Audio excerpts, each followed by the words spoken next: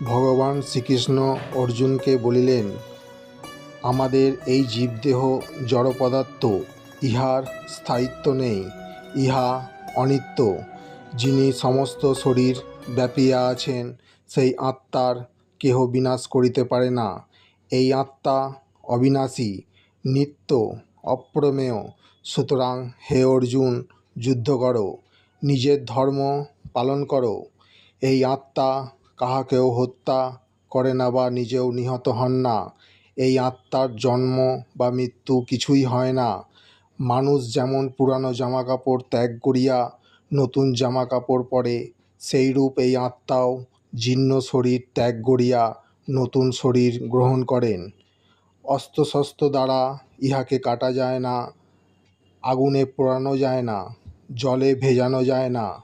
এই আত্মা অছেদ্য, অদাহ্য, অক্লেদ্য আর অশস্য। এই আত্মা স্থির, অচল, অব্যক্ত, সনাতন, অচিন্ত, অবিকার্য। ইহা নিত্য, সর্বব্যাপী।